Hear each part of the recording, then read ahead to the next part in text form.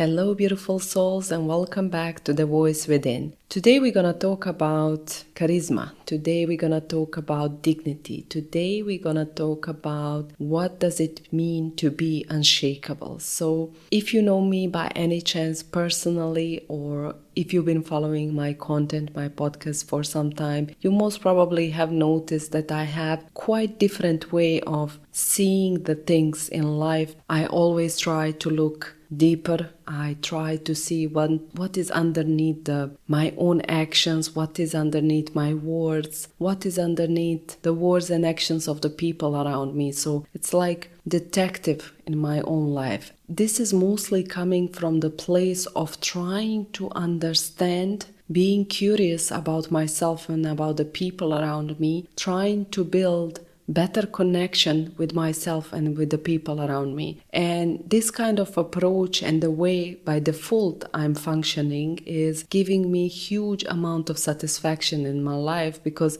basically everything around me is valuable lesson. Everything what is happening, there is something deep underneath. Today, out of this, I'm talking about my view on charisma, on dignity, and what does it mean basically to be unshakable. And I've been thinking a lot, like I said, how I move in life. I always assess the way I'm doing the things, how I exist in space, how I communicate, how I hold myself, not just in the tough life situation, in conflict, but in normal situation, in relationship, in a day-to-day moments that shape basically our life. And recently I had one huge realization that really hit me deep. It kind of shifted the way I see everything, and I'm basically addicted to this kind of things where I contemplate something and I keep thinking about it and I try to understand it, and then I land into place of certainty, like a breakthrough to understanding something so deeply that I can never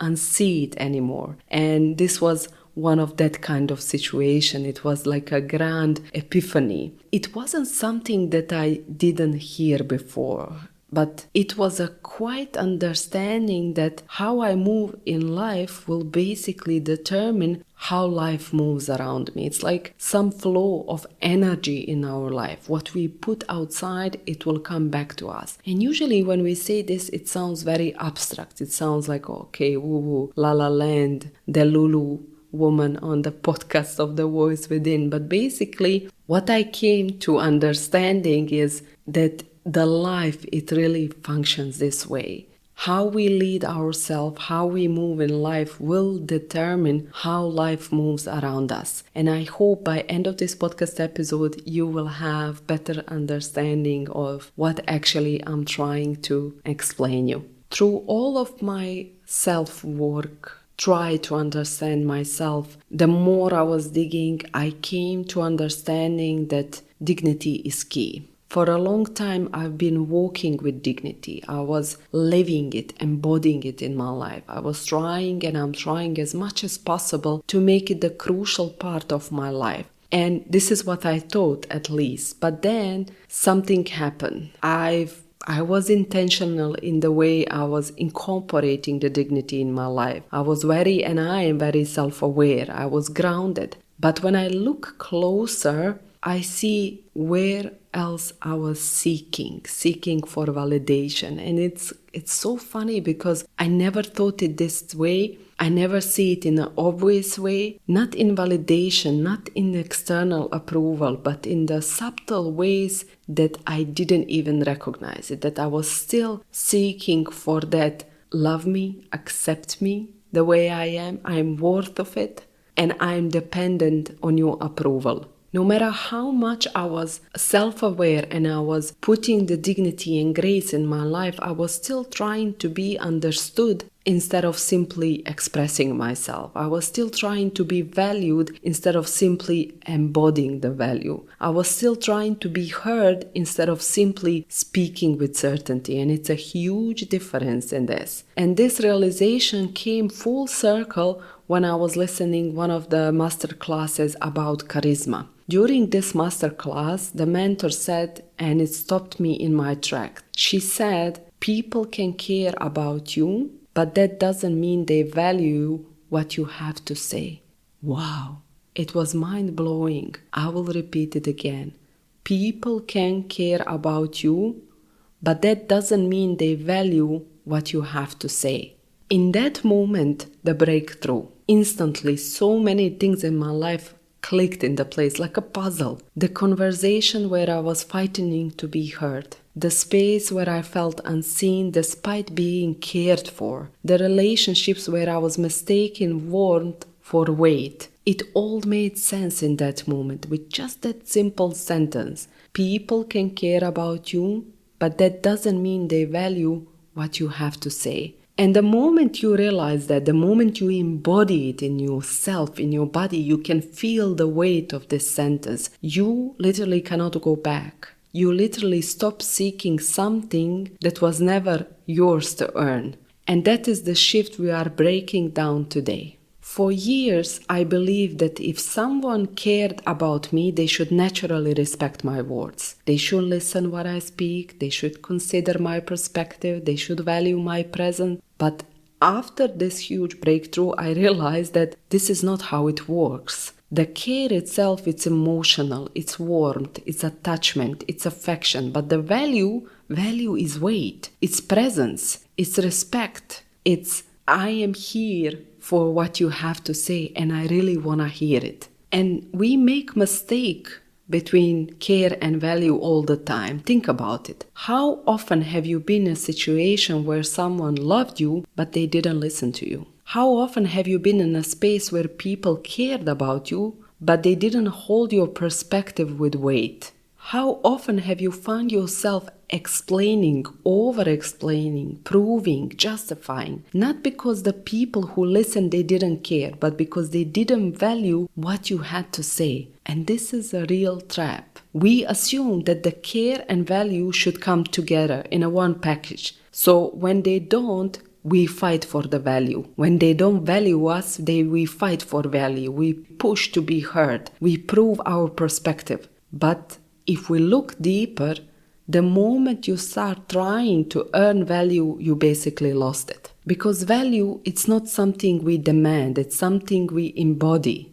We all want to be heard. We all do it without realizing. We want to be understood. We want people to see us, to get us, to understand us, to recognize the depth of what we are saying. So we explain more. We pack our words differently. We defend more. We push harder. And in doing so, we step out of dignity. We step into performance. Because here is the paradox. The more we try to be valued, the less valuable we feel, basically. The more we try to be heard, the less people listen. Why? Why is it like this? Because charismatic, dignified people, they don't chase value. You know those people when you see them. They don't even have to make one word. You feel it in their presence. They don't chase value. They hold themselves in a way that makes others lean in. They say what they need to say once.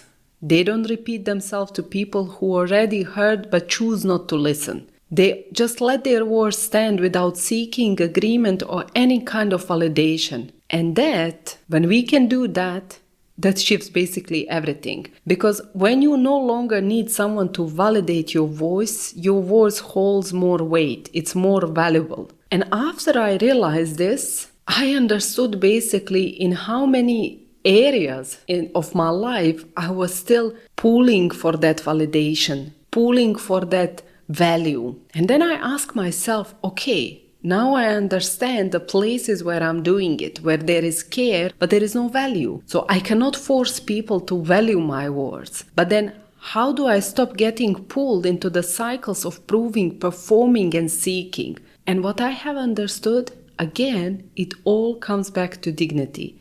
Dignity in life is knowing I can care about you without needing you to value me. I can exist fully in a space without forcing connection. I can express my truth without needing agreement. I can hold space for myself wherever you hold space for me or not. I can still be present with you even if you don't value my words. This is charisma. This is what charismatic people do. And we usually think the charisma is the way we dress ourselves and the way we look. But charisma is behavior. The charismatic people, they don't rush to fill silence. They don't force conversation. They don't adjust their voice to match the room. They simply hold themselves. And in doing so, they create space that others want to step in, that others want to be part of it. And when you think about it, then it's the less you seek validation from others, the more magnetic you become. Okay, so let's try to put this into the real examples. Let's make a real scenario. Let's say you walk into the room where you are not acknowledged, but not valued. The old version of you, before you knew all of this, you would shrink.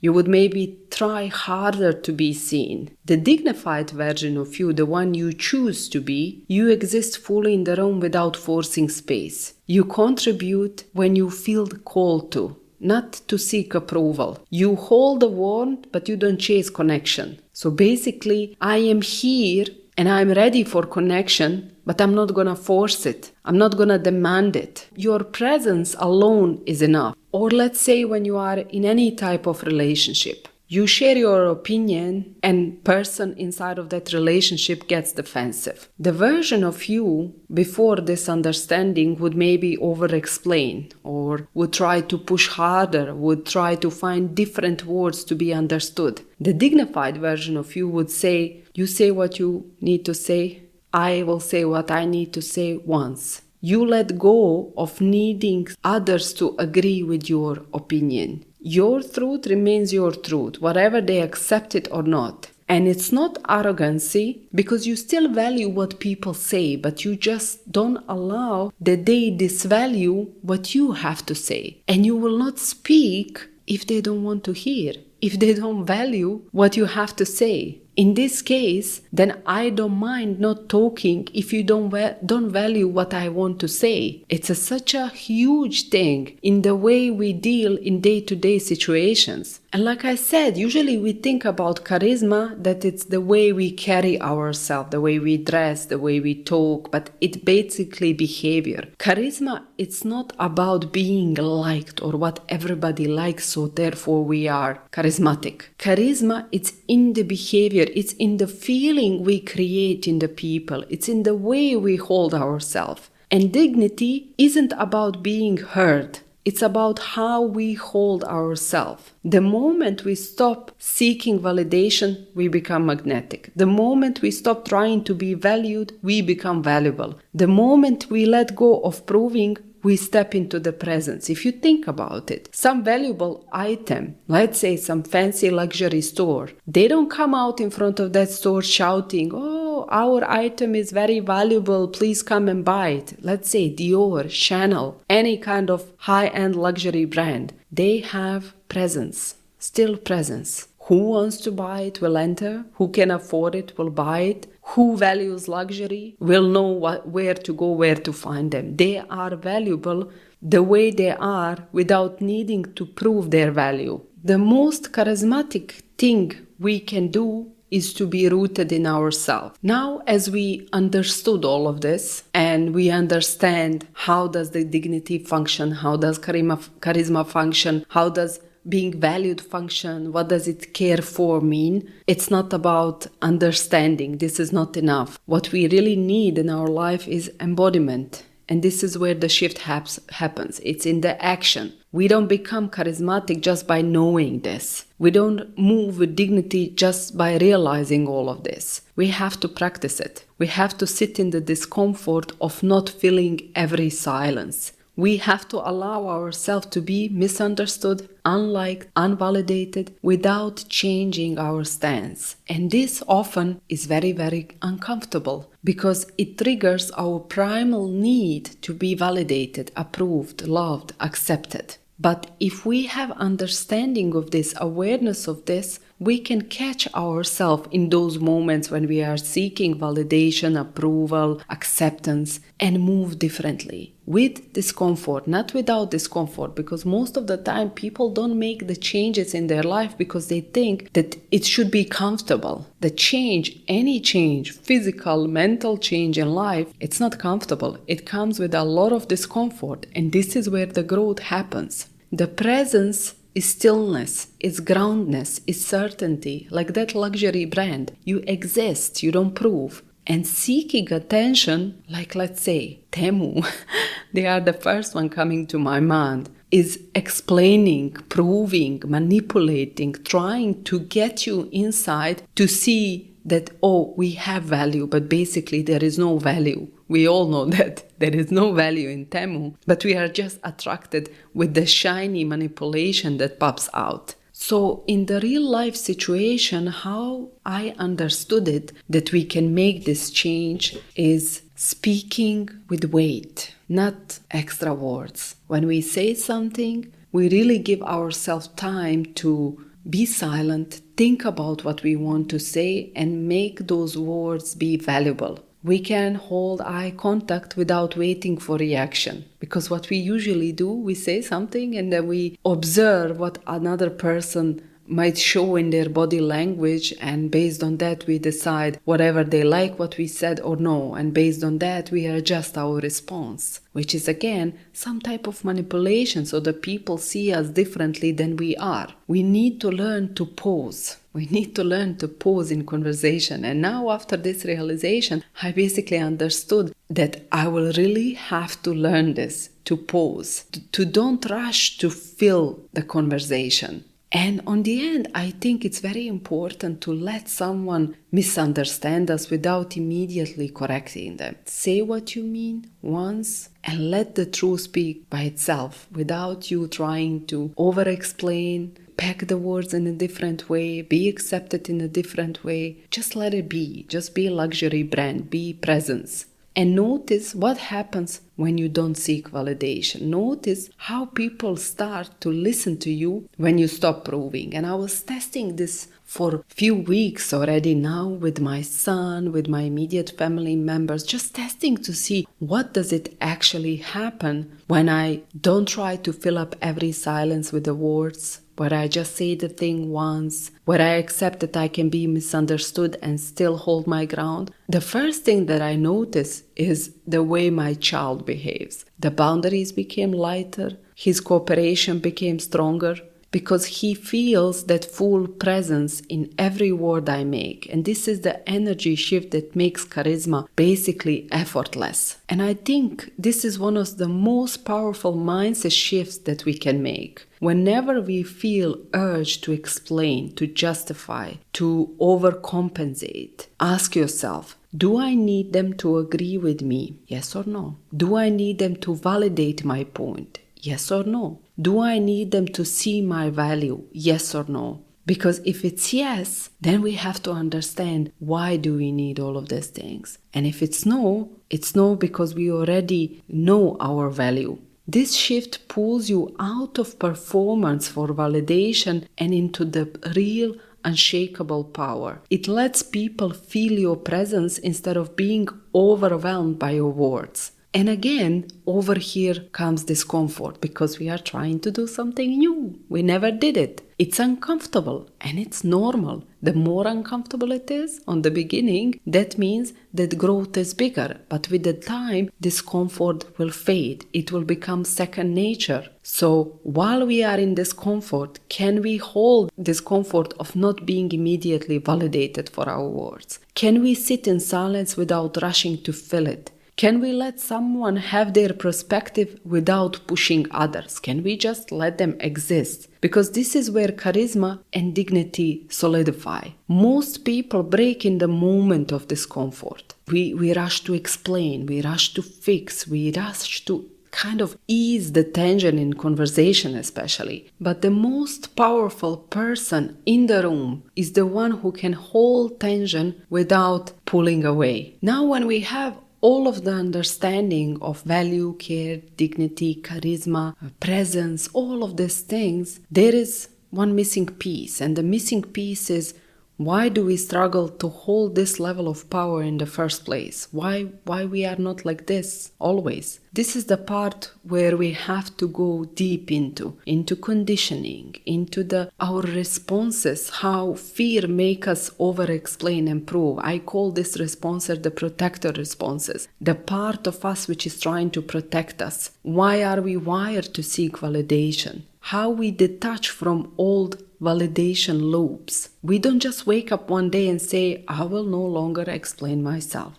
It's not that simple, because the need to prove it's a survival response. It's something that's been programmed into us since our childhood. If you had to justify yourself to avoid punishment, if you had to explain your emotions to be taken seriously, if your worth was measured by how much could you give or prove, this all comes into protector, into survival mechanism that is protecting us from hurt. Then of course we will struggle to let the words land without explaining. Of course we will feel discomfort when we hold our ground. We never did it. But the discomfort we feel when we stop over-explaining and justifying our word, it's not the sign that we are wrong. It's the sign that we are basically breaking free. This is the place where the dignity which we try to embody, is tested. If you think about it, if you had to over-explain yourself all of your life, your brain sees over-explaining like safety, and proving yourself has always been about your safety in your life. That's why when someone questions you, you feel urged to explain. That's why when someone misunderstands you, you feel disrespected. That's why when someone doesn't agree with you, you want to push harder. But what we don't understand here is the fact that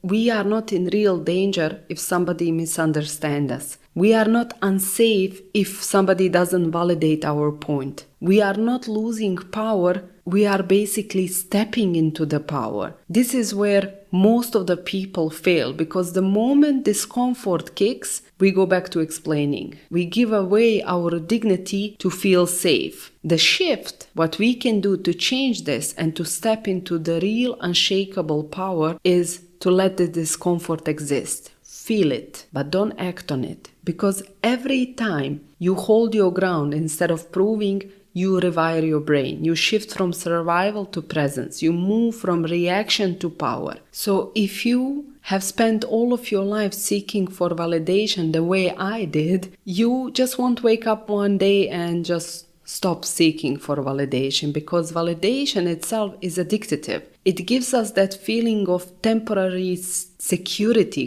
to call it that way. It kind of calms our nervous system for a moment, but then we need it again and again. So the question is, how do we break free from asking the validation? How do we break free from needing others to validate us? It's not by ignoring validation entirely, but by shifting where we get it from. Instead of asking validation from others, we need to validate ourselves. Instead of needing them to approve us, approve how we handle ourselves. Instead of needing external proof, decide. We can decide. We have that power to decide that our words matter because they are ours. Because when we start believing that our words matter, others will start believing too. And this is what makes us unshakable. So the next time you feel need to explain, pause. The next time someone questions you, let them question. The next time validation feels like oxygen, take a breath and validate yourself instead. Because this is where the power built. This is where charisma becomes effortless. This is where dignity becomes non-negotiable. This is how you become magnetic. Not by seeking, not by